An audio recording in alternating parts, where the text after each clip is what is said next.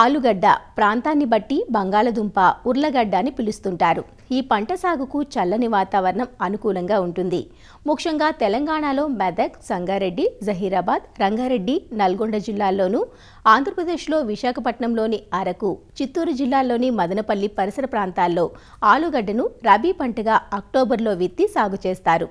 సాధారణంగా ఆలుగడ్డ సాగు కోసం ఎకరాకు 1 టన్ను వరకు విత్తన దుంపలను వాడాల్సి ఉంటుంది.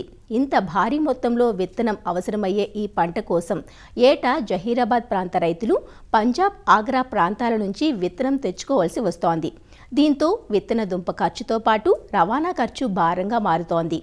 దీనిని అధిగమించడానికి బంగాళదుంపను కొమ్మ కత్తిరింపుల ద్వారా సాగు చేసే నూతన సాంకేతిక పద్ధతిపై సంగారెడ్డి ఫల పరిశోధన స్థానంలో ప్రయోగాలు చేశారు.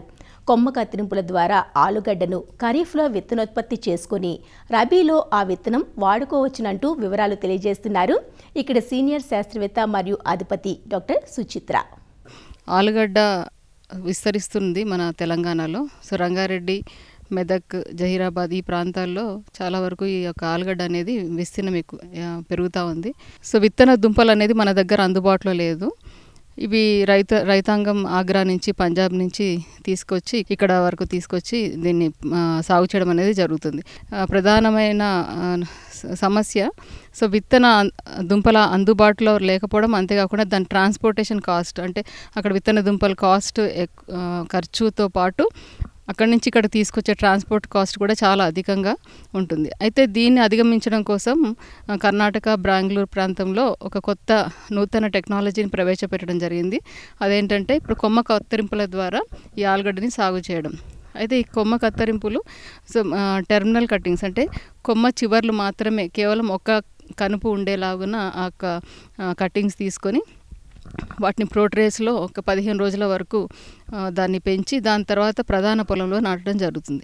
ఈ యొక్క కొత్త పద్ధతి మన తెలంగాణలోకి అనువైందా కాదా అని టెస్ట్ చేయడం కోసం ఫల పరిశోధన స్థానం అవకడ మధ్యలో మేము దీన్ని కనుపు కత్తిరింపుల ద్వారా మేము ప్రయోగాత్మకంగా చేయడం జరుగుతుంది. ఇది 70 రోజుల పంట. సో 70 రోజులు చూసుకున్నట్లయితే మనకి మీడియం సైజ్ ట్యూబర్స్ ఇప్పటి వరకు ఒక 3 నుంచి 4 వరకు రావడం జరిగింది. అయితే దీన్ని మామూలుగా అన్ని పద్ధతుల్లాగానే నాటుకోవాలి. అయితే బోధల పద్ధతిలో నాటుకుంటే 20 సెంటీమీటర్ల నుంచి 30 సెంటీమీటర్ల ఎడంలో ప్రతి ఒక్క కొమ్మ కత్తింపు అనేది వేరు పుట్టిన తర్వాత నాటుకొని, సో దానికి మనము డ్రిప్ అమర్చుకోవచ్చు. సో డ్రిప్ లేకపోతే కాలువల పద్ధతి ద్వారా కూడా నీరు పారించవచ్చు. ఈ యొక్క కొమ్మ కత్తిరింపులకి హ్యూమిక్ యాసిడ్ అనే మందుని, అంటే అదొక గ్రోత్ హార్మోన్, అది 5 గ్రాములు 1 లీటర్ నీటి కలిపి మనము భూమిలో డ్రెంచ్, అంటే మొక్కల మొదలకు ఇచ్చుకున్నట్లయితే ఆరోగ్యవంతంగా పెరిగి మంచి దిగుబడి వచ్చే అవకాశం ఉంటుంది. సో ఇప్పటివరకైతే పెద్దగా మేము సమస్యలు అనేది పురుగులు కానీ తెగులు కానీ సమస్యలు చూడలేదు. అయితే దీంట్లో 3 వెరైటీస్, కుఫ్రీ బాద్షా, కుఫ్రీ చిప్సోనా, కుఫ్రీ కరణ్, ఈ 3 వెరైటీస్ కూడా ఇక్కడ మామిడి అంతర పంటగా మేము ఇక్కడ ప్రయోగం చేయడం జరిగింది. 1/4 ఎకరం వరకు మనం ఈ పరిశోధన అనేది చేయడం జరిగింది. నవంబర్ 2వ పక్షంలో దీన్ని నాటి ఈ జనవరి ఎండింగ్లో, ఫిబ్రవరి ఫస్ట్ వీక్లో దీన్ని హార్వెస్ట్ చేయడం అనేది జరిగింది. ఈ కత్తిరింపుల ద్వారా చేసిన యొక్క ఆలుగడ్డ సో ప్రతి మొక్కకి ఒకటేమో లార్జ్ సైజు ట్యూబర్స్, సో ఇలాంటి దుంపలు, అంటే లార్జ్ సైజ్ అంటే 80 నుంచి 100 గ్రాముల డయామీటర్ ఉన్నది, వెయిట్ ఉన్నది. ఒక 3 నుంచి 4 వరకు మీడియం సైజు, అంటే మధ్యస్థంగా ఉండే సైజు.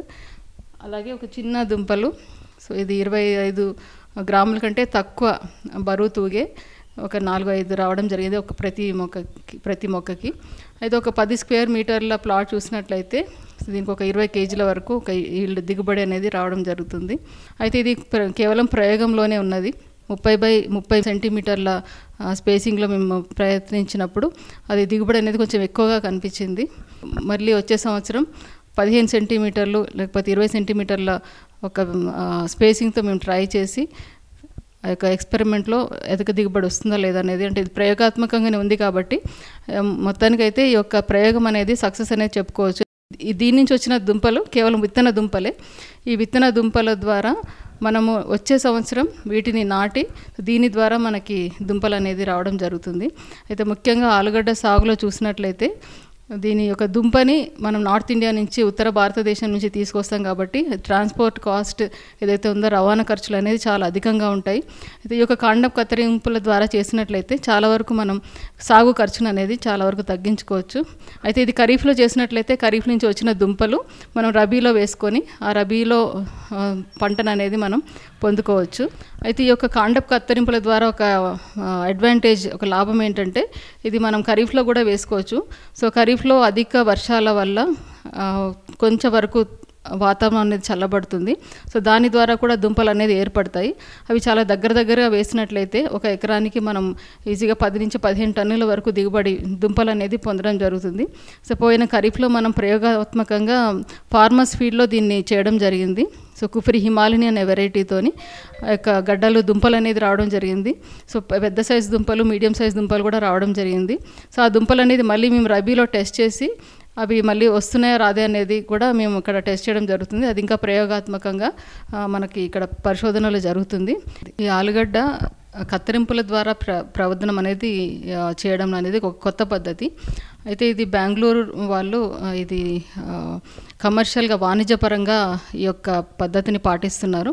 అక్కడి నుంచి మనము ఇక తెలంగాణ గవర్నమెంట్ ఏదైతే ఉందో ఆ గవర్నమెంట్ మొక్కలు అనేది అక్కడి నుంచి తీసుకొచ్చి ఇక్కడ వివిధ పరిశోధనా స్థానంలో జహీరాబాద్ కేవీకే, అలాగే సంగారెడ్డి పరిశోధనా స్థానంలో, అంతేకాకుండా ములుగు సిఓఈ సెక్షన్లో కూడా ఇవ్వడం జరిగింది. అంతేకాకుండా కొంతమంది ఫార్మర్స్ ఫీల్డ్లో కూడా ఇది టెస్ట్ చేయడం జరుగుతుంది.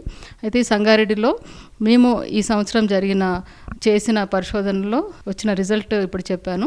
దీంట్లోంచి వచ్చిన దుంపలను కూడా మేము దాంట్లోంచి స్టార్చ్ కాంటెంట్ కానీ టీఎస్ఎస్, దాంట్లో ఎంత షుగర్ కాంటెంట్ ఉంది, టీఎస్ఎస్ కాంటెంట్ ఉంది, ఇవి కూడా మనం ప్రయోగాత్మకంగా చేయడం జరుగుతుంది.